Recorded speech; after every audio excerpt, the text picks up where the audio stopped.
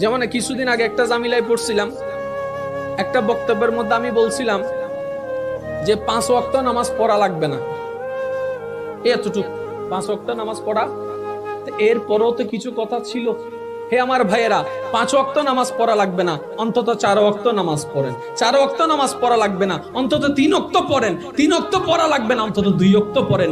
নাই মামা চেয়ে কানা মামা বালা, সপ্তাহে একবার নামাজ পড়ার চাইতে অন্তত দিলে 1 ওয়াক্ত নামাজ পড়া ভালা। একটা ওয়াক্ত নামাজ পড়া শুরু করেন, কারণ আমার ঈমান বলে যে 1 ওয়াক্ত নামাজের প্রেমে পড়ে যাবে সে অটোমেটিক 2 ওয়াক্ত হয়ে যাবে, 3 ওয়াক্ত হয়ে যাবে, 4 ওয়াক্ত হয়ে যাবে, 5 ওয়াক্ত হয়ে যাবে। আল্লাহ চাহে তো সে একদিন তাহাজ্জুদ ওয়ালা নামাজি হয়ে যেতে পারে।